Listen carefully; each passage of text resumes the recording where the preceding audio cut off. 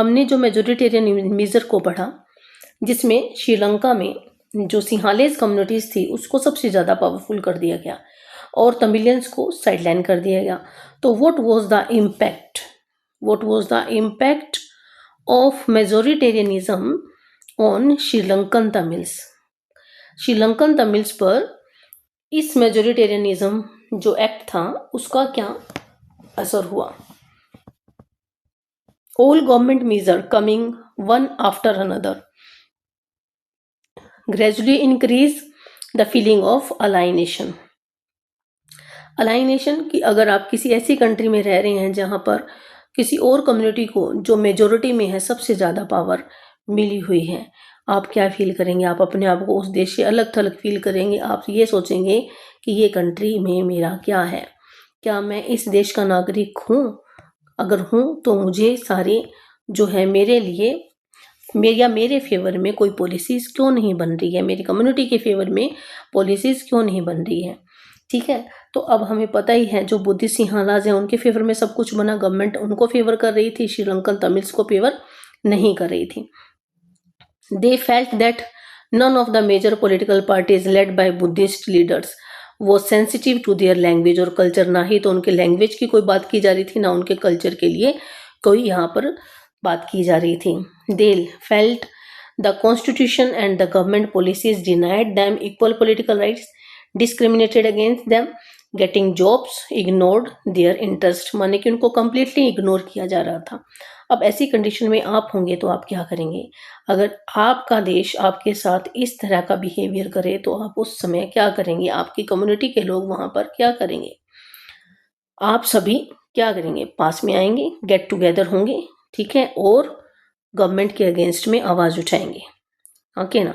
क्योंकि आप अपनी डिमांड्स को रेज करेंगे तो सभी लोगों के कॉमन इंटरेस्ट होंगे। जिन लोगों के कॉमन इंटरेस्ट होंगे तो वो अपना एक ग्रुप बनाएंगे, ग्रुप बनाकर अपनी वॉइस को रेज करेंगे अगेंस्ट द गवर्नमेंट पॉलिसीज। ऐसा ही श्रीलंका में भी हुआ। तो इसके आउटकम क्या हुए? इसका आउटकम हो गया सिविल वॉर। सिविल वॉर होता क्या है? ए violent conflict between opposing groups with in a country, एक ही देश में, that comes so intense that it appears like a war. एक ही देश में, एक देश में जहां पर सिंहालाज हैं जो मेजोरिटी में हैं, क्लियर, तमिलियंस हैं जो माइनॉरिटी में हैं।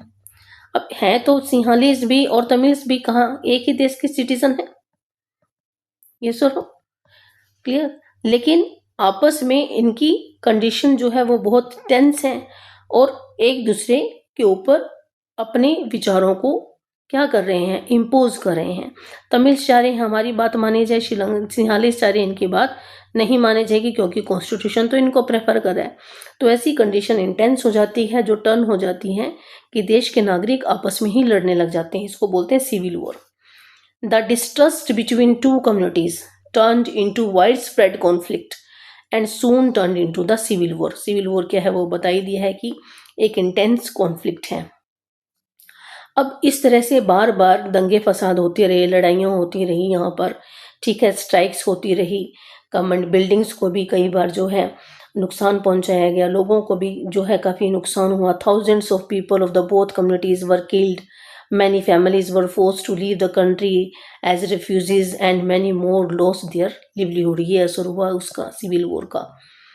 The civil war caused a terrible setback to the social, cultural and economic life of the country ended in the 2009। अब ये देखिए ये सिविल वॉर शुरू कब हुए? सिविल वॉर शुरू हुए 1983 में। क्यों? तब तक तो तमिलियंस अपनी डिमांड को जो है पोलाइटली गवर्नमेंट के सामने रखते रहे, बात मनवाने की कोशिश करते रहे, लेकिन कंडीशन ग्रेजुअली इंटेंस होती गई और इंटेंस होती गई 1983 तक। 1983 से 2009 तक ये जो है सिविल वॉर यहाँ पर चले। अब इतने लंबे समय में एक देश के नागरिक आपस में लड़ते रहेंगे सरकार के साथ तो क्या होगा? वहाँ का कल्चरल, सोशल, इकोनॉमिक कंडीशन तो एकदम वर्स हो जाएगी, ठीक है। तो अब इसका कारण क्या था? इसका कारण था यहाँ पर कॉन्फ्लिक्ट को बढ़ाने वाला, स्ट्रगल कराने वाला कौन सा ऐसा ग्रुप बन गया था जिसने श्रीलंका की कंडीशन को बहुत वर्स कर दिया था यहाँ पर, क्लियर।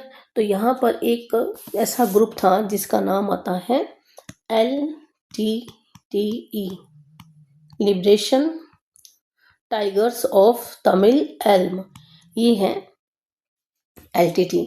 LTT का जो ये ग्रुप था, इन्होंने डिमांड की एक अलग तमिल एल्म की। तमिल एल्म नाम लिखा हुआ है जिसका मतलब है तमिलियन स्टेट्स। तो ये कह रहे थे कि हमें जो ये नॉर्थ ईस्ट का आपको बताया था कि नॉर्थ ईस्ट रीजन में तमिलियंस रह रहे थे, मेजर यहाँ पर सिंहाला रह रहे थे और नॉर्थ ईस्ट में तमिलियंस रह रहे थे। तो ये जो श्रीलंकन तमिल्स थे मेनली डिमांड कर रहे थे कि इस पार्ट को क्या कर दें, अलग कर दें और इनको एक अलग स्टेट प्रोवाइड कर दे, यहाँ पर इनकी ऑटोनॉमी, सेल्फ गवर्नेंस इनको यहाँ पर प्रोवाइड करवा दे। क्लियर। लेकिन सरकार ने इसको ऐसा कोई भी जो है मेजरमेंट नहीं अपनाए कि इनको अलग से इस तरह से यहाँ पर ऑटोनॉमी प्रोवाइड कर दे, more autonomy. What was their demand for more autonomy, जो कि सिंहालाज गवर्नमेंट ने डिनाई कर दी। क्लियर। तो अब रेडिकलाइजेशन क्या होगा? By 1980 several political organisations were formed demanding an independent Tamil Eelam northern और eastern parts of the Sri Lanka, और उन्होंने ये डिमांड करना शुरू किया। तो अब इस डिमांड से इंटेंस कंडीशन काफ़ी हो गई। ठीक है। अब ये कंडीशन जो है मूव करी सिविल वॉर की ओर तमिल एल्म, और लंबे समय तक ये जारी रहा सिविल वॉर जो 2009 में जाकर, क्योंकि 2009 में LTT को क्या कर दिया गया, ख़त्म कर दिया गवर्नमेंट ने ऑफिशियली। ये जो ग्रुप था जो टेररिस्ट एक्टिविटीज़ में बहुत ज़्यादा इन्वॉल्व था, उसको गवर्नमेंट ने कंट्रोल किया, ख़त्म किया, और तब जाकर वहाँ पर कंडीशन थोड़ी जो है स्टेबल हुई। ये था आपका श्रीलंका का केस। अब यहाँ पर आप देखें कि जो पावर है जो शेयर की गई वो सही तरीका था, कैसे थी, क्या वो सही तरीका था या गलत था? ऑब्वियस कि एक गलत तरीका था, तभी तो सिविल वॉर हुई यहाँ पर। क्लियर। अगर दो कम्युनिटीज़ को जो है इक्वलिटी के साथ इक्वल रिप्रेजेंटेशन या उनकी पॉपुलेशन के बेस पर जो है रिप्रेजेंटेशन इक्वल दिया जाता, तो हो सकता था शायद श्रीलंका में सिविल वॉर लाइक कंडीशन नहीं होती। तो यहाँ पर श्रीलंका ने जो पावर शेयरिंग के मेजर अपनाए वो गलत थे। वो पावर शेयरिंग जो कॉन्सेप्ट है उसके अगेंस्ट में थे। Power was not shared in Sri Lanka. तो नेक्स्ट पार्ट में देखते हैं बेल्जियम के बारे में। बेल्जियम में कैसे पावर को शेयर किया गया। तो जो बेल्जियम का केस है, बेल्जियम में पावर को शेयर किया गया, तो उसको बोलते हैं elements of the Belgian model या accommodation in Belgium. Accommodation, a place to live together. Live together तो नाम से ही पता चलता है कि बेल्जियम ने अगर कोई मॉडल अपनाया होगा तो वो पावर शेयरिंग का होगा, श्रीलंका का जैसे नहीं होगा। तो देखते हैं क्या हुआ। Belgian leader took a different path recognising the existence of regional differences and cultural diversities. उन्होंने रिकॉग्नाइज किया कि यहाँ पर रीजनल डिफरेंसेस भी हैं। वेलोनिया और फ्लेमिश रीजन, जहाँ पर जो है वेलोनिया में फ्रेंच रहते हैं और फ्लेमिश में डच रहते हैं। बिटवीन 1970 और 1993 में उन्होंने क्या किया, अमेंड किया कॉन्स्टिट्यूशन को 4 टाइम। मैंने बोला था कि आपको 1950 से 60 के बीच में कंडीशन इंटेंस होने लग गई थी। क्लियर। क्योंकि यूनिटरी फॉर्म ऑफ गवर्नमेंट थी, और यूनिटरी फॉर्म ऑफ गवर्नमेंट में कौन सी गवर्नमेंट ज़्यादा पावरफुल होती है? सेंट्रल होती है। और यहाँ पर फ्रेंच की जो थी पावर थी, और डच जो थे उनको लग रहा था कि हमारे साथ सही बिहेवियर नहीं हो रहा, इनइक्वालिटी हो रही है। तो फिर इन्होंने कहा कि इस तरह की डाइवर्सिटीज़ में जहाँ पर अगर एक कम्युनिटी अलग थलग फील करे, तो उन्होंने अपने कॉन्स्टिट्यूशन को अमेंड करना, उसमें रिफॉर्म करना शुरू किया। और इसी रिफॉर्म्स के दौर में इन्होंने 4 टाइम 1970 से 93 के बीच में 4 टाइम अपने कॉन्स्टिट्यूशन को रिफॉर्म किया। क्यों? क्योंकि इक्वल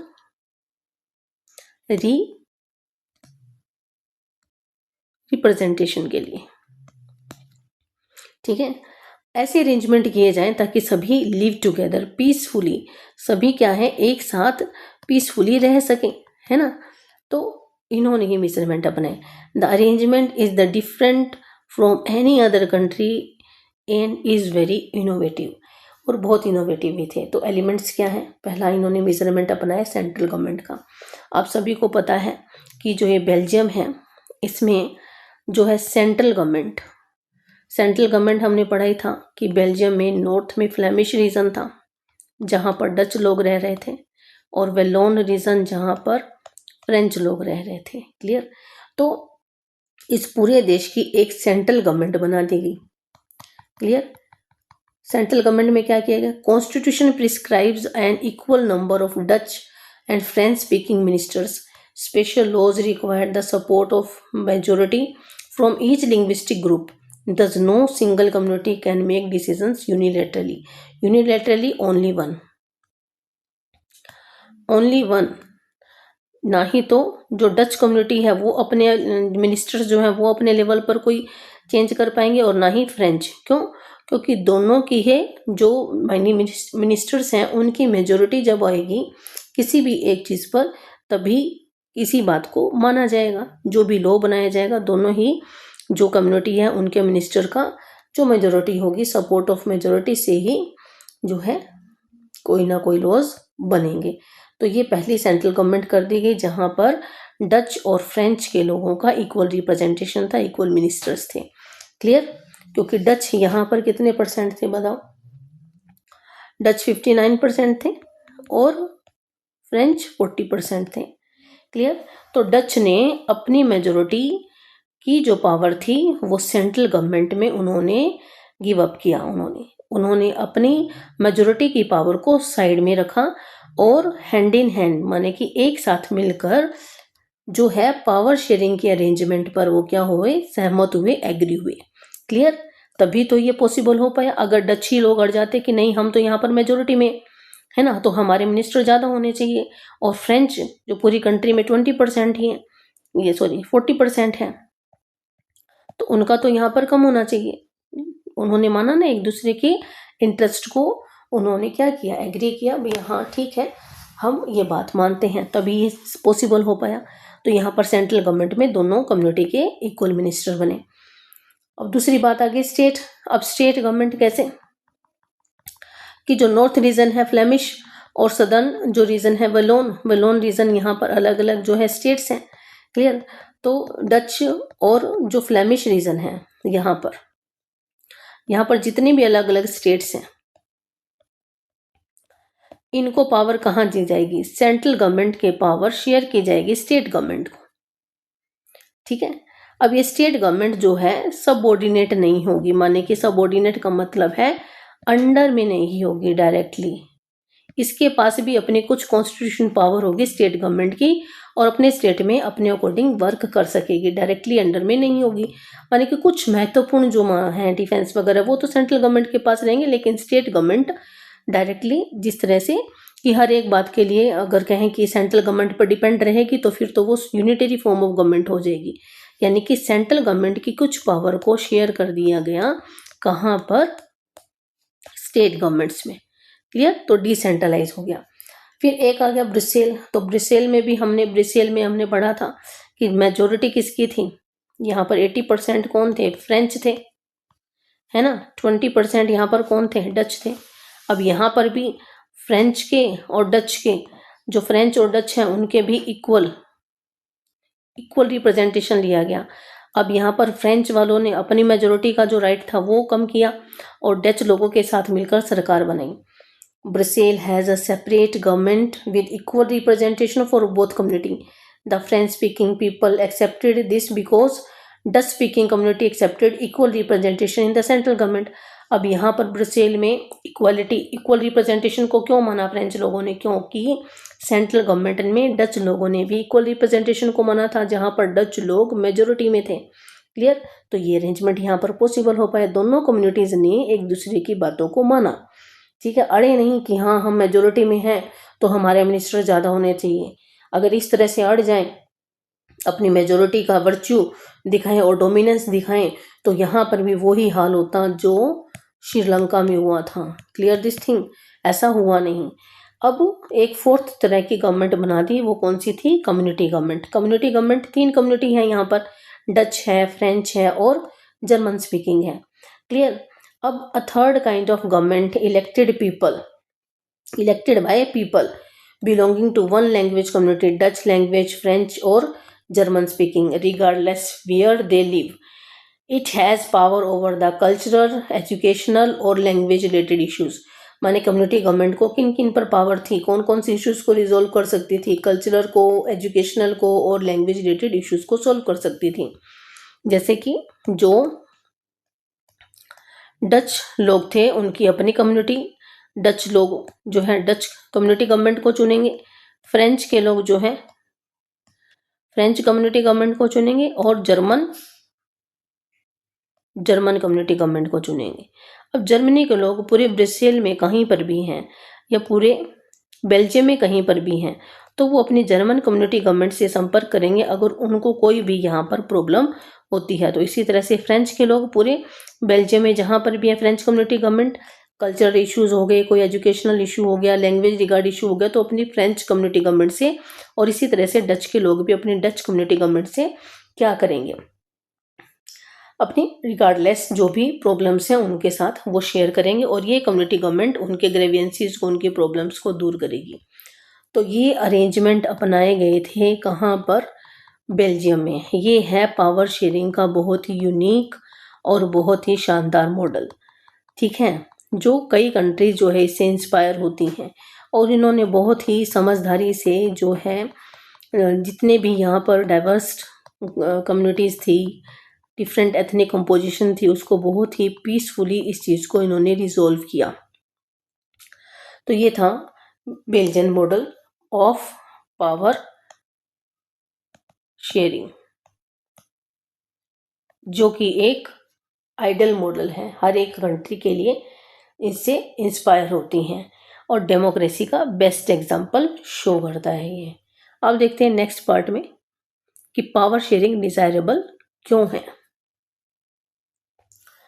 तो डिजायरेबल से पहले ये भी समझ लेते हैं कि अकोमोडेशन इन बेल्जियम का रिजल्ट क्या हुआ, ठीक है, इसका रिजल्ट क्या होगा।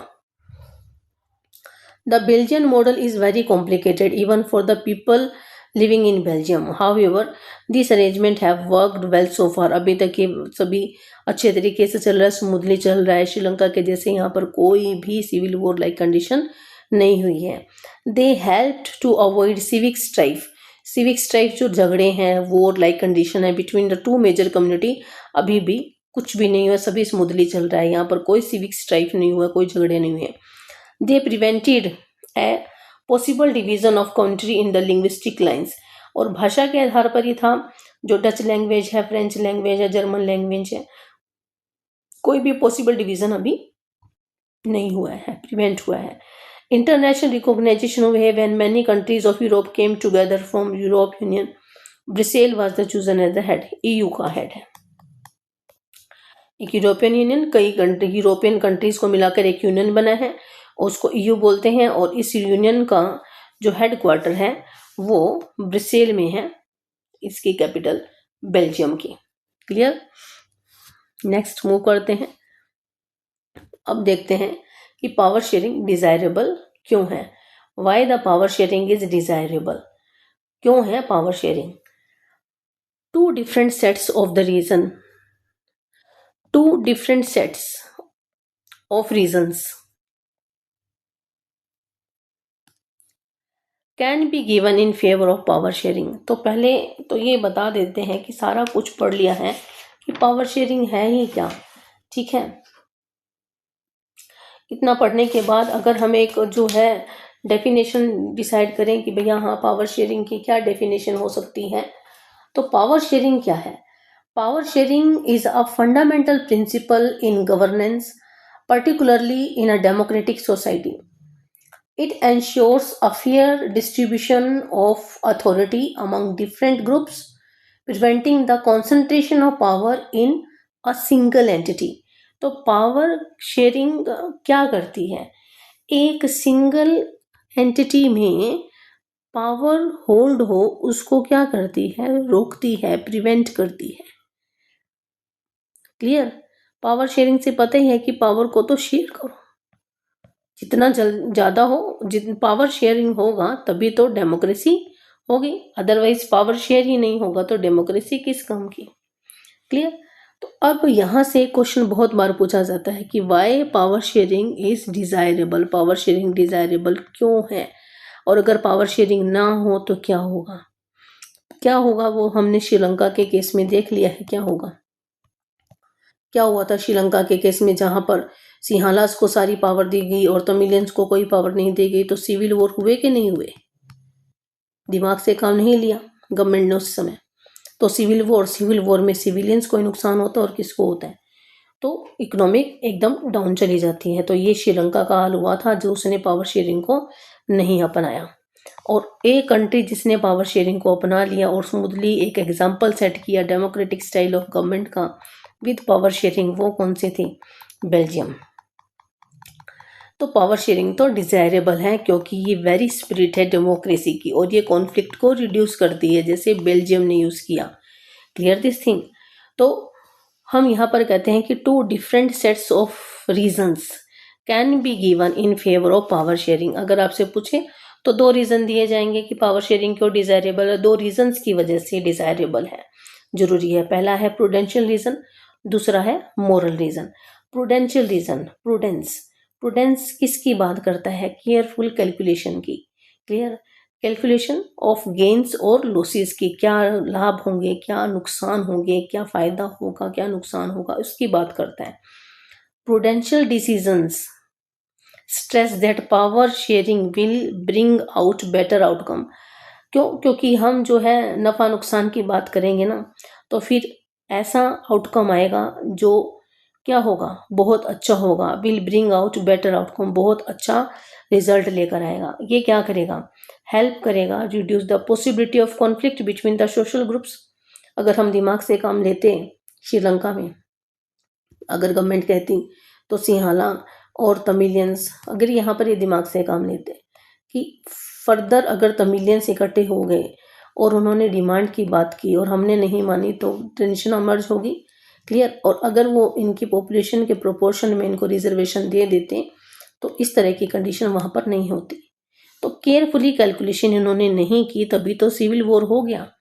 और ये केयरफुल कैलकुलेशन किसने कर ली, बेल्जियम वालों ने। उन्होंने समझ लिया कि जितने भी हैं, चाहे डच हैं, फ्रेंच हैं और 1% जर्मन भी क्यों नहीं है, उसके लिए भी कम्युनिटी गवर्नमेंट बना दी। यहाँ पर इन्होंने कैलकुलेशन किया, डाइवर्स कम्युनिटी को समझा और फर्दर कोई नुकसान ना हो इकोनॉमी को और लोगों को। तो यहाँ पर इन्होंने प्रूडेंशियल रीजन, केयरफुल कैलकुलेशन किया, बेटर आउटकम लेकर आया। पॉसिबिलिटी बिल्कुल नहीं थी बेल्जियम में कॉन्फ्लिक्ट की, और यहाँ पर इन्होंने ये प्रूडेंशियल रीजन को फोकस नहीं किया और यहाँ पर सिविल वॉर लाइक हुआ। ठीक है। दूसरा, a good way to ensure the stability of political orders as conflicts often lead the violence and political instability. ये भी हमने भी क्लियर कर ही लिया है श्रीलंका और बेल्जियम के एग्जाम्पल में, आप इजिली समझ सकते हो कि good way to ensure stability of the political order, social conflict often lead the violence and political instability. तो पॉलिटिकल जो स्टेबिलिटी होगी, है ना, जब सभी के बीच में पावर का इक्वल शेयर होगा, सभी कम्युनिटीज के मिनिस्टर इक्वली रिप्रेजेंट करेंगे, तो क्या वहां पर कोई पॉलिटिकल डिसऑर्डर होगा, बिल्कुल नहीं होगा, क्योंकि सभी को इक्वल रिप्रेजेंटेशन दे रखा है। इक्वल रिप्रेजेंटेशन नहीं देंगे तो ही तो सोसाइटी में आवाजें उठेंगी, डिफरेंट जो सोशल ग्रुप हैं वो वायलेंस करेंगे, वो वायलेंस होगी तो पॉलिटिकल इंस्टेबिलिटी होगी। तो पावर शेयरिंग में अगर प्रूडेंशियल रीजन पर फोकस किया जाए तो पॉलिटिकल इंस्टेबिलिटी भी नहीं होगी। तो ये पहला, ये लाइन जो भी है सूट करती है। Imposing the will of majority community may look attractive in the short run, but in long run it undermines the unity of nation। यहाँ पर श्रीलंका में हुआ था ना, यहाँ पर सेम ऐसा हुआ था। ठीक है, कि सिंहालास ने शुरुआत में तो खूब कि हम मेजोरिटी में है, we will rule, we will dominate over the country. Clear. लेकिन लॉन्ग रन में उनको क्या फेस करना पड़ा, सिविल वॉर। यस और नो, सिविल वॉर। और कितना ही जो है इकोनॉमी और कितना पैसा उनको इस सिविल वॉर को खत्म करने में, एक एलटीटी इतना बड़ा ग्रुप बन गया यहाँ पर, liberation tiger of Tamil Elm का, जो कि टेररिस्ट एक्टिविटीज में इन्वॉल्व था। राजीव गांधी जो हमारे प्राइम मिनिस्टर थे, उनको भी असैसिनेट करने में इसी ग्रुप का हाथ था। क्यों? क्योंकि राजीव गांधी ने यहाँ पर जो एक पीस आर्मी भेजी थी एलटीटी को ख़त्म करने के लिए। अब एलटीटी से नाराज़ हो गई और उन्होंने राजीव गांधी को असासिनेट कर दिया। इतना कहते हैं ना, ये इतना खतरनाक ग्रुप था ये, जो एक देश के पीएम को भी असासिनेट कर दिया था इन्होंने। तो अब आप देख लें कि इस तरह की पावर शेयरिंग अरेंजमेंट ना होने से एक कंट्री का क्या हाल होता है। ठीक है, tyranny of the majority is not just oppressive for the minority, it often affect the majority adversely as well। अब tyranny माने कि जो एक तरह की डिक्टेटरशिप हो जाती है मेजोरिटी की, जो सिंहालाज ने की थी, ओप्रेसिव ही नहीं होती माइनॉरिटी पे, often affect the majority adversely as well. अब ऐसा तो है नहीं, उस सिविल वॉर में जो है सिर्फ और सिर्फ तमिलियंस को ही नुकसान हुआ, सिंहालाज को नुकसान नहीं हुआ होगा, कई सिंहालीज को भी नुकसान हुआ था, है ना। जो मैंने आपको बात बताया कि जिसमें जो पीएम मैंने आप लोगों को बताया कि 1956 में पीएम बने थे बंदार नायक, उनको भी असासिनेट किया गया था। उनको भी असासिनेट एक बुद्धिस्ट मॉन्क ने किया था। उनको लगा कि ये मेजरमेंट जो उन्होंने अपनाए हैं सही नहीं है, इनमें कुछ सिंहालीज लोग भी इससे नाराज थे, तो उनको भी असासिनेट किया गया। तो भैया जब केयरफुल कैलकुलेशन नहीं होगी तो इस तरह की कंडीशंस होगी। तो ये प्रूडेंशियल रीजन आपको बता रहा है कि किस तरह से हम केयरफुल कैलकुलेशन करके जो भी माइनॉरिटी कम्युनिटीज हैं उनको भी कुछ बेनिफिट्स देकर गवर्नमेंट का हिस्सा बनाकर फर्दर कॉन्फ्लिक्ट्स को हम रोक सकते हैं। ये होता है प्रूडेंशियल रीजन, जो दिमाग की बात करता है। तभी तो दिमाग की शेप बनाई है यहाँ पर, जो दिमाग से सोचता है। ठीक है, तो दूसरा रीजन क्या है? दूसरा है मोरल रीजन। मोरल रीजन जो दिल की बात करता है, दिल की सुनो। Emphasis the very act of power sharing, जो अच्छी अच्छी बातें करता है, मोरल वैल्यूज की बातें करता है। Power sharing is very spirit of democracy. Power sharing करेंगे तो डेमोक्रेसी अच्छे से काम करेगी, स्मूथली रन होगी, सही है। A democratic rule involves sharing power with those affected by exercise and one who lives with its effect. ठीक है, सेम है। People haves a right to be consulted and how are be governed. अब democratic rule में involve होता है power sharing. जो exercise कर रहे हैं, अफेक्टेड बाय इट्स एक्सरसाइज, लोग जो इसमें रह रहे हैं सभी, तो पावर का जो मेजरमेंट है या शेयर है वो इक्वली होना चाहिए, क्योंकि सभी लोग इससे अफेक्टेड होंगे। और people have right to be consulted, लोगों से राइट तो किए कंसल्ट किए जाना चाहिए कि कौन how to be the govern, जो भी रूल्स रेगुलेशन बन रहे हैं, राइट टू वोट हो गया, है ना, जो भी रूल रेगुलेशन बन रहे हैं लोगों के सामने, और अगर उनको वो फॉलो नहीं करना चाह रहे, रूल रेगुलेशन ऐसे बन गए हैं उनके फेवर में नहीं है, उनसे कंसल्ट नहीं किया, तो वो उसके अगेंस्ट में भी जा सकते हैं, उनको राइट है to oppose that. A legitimate government is one where the citizens through participation acquire stake in the government. और लेजिटिमेट गवर्नमेंट जहाँ पर एवरी 5 ईयर जो भी है कि फिक्स टेन्योर के बाद इलेक्शन होंगे, तो वो लेजिटिमेट लॉफुल गवर्नमेंट होगी, है ना। और जहाँ पर लोग जो है पार्टिसिपेट करेंगे थ्रू इलेक्शंस के, है ना, तो शेयर रहेगा उनका सिस्टम में, माने कि गवर्नमेंट में। जितना ज़्यादा पार्टिसिपेशन होगा लोगों का गवर्नमेंट में, उतना ही जो लोग हैं जुड़ाव महसूस करेंगे गवर्नमेंट के साथ, देश के साथ, और इससे क्या है, डेमोक्रेसी मजबूत होगी। तो ये है पावर शेयरिंग का मोरल रीजन, दोनों प्रूडेंशियल और मोरल रीजन। क्लियर? ओके।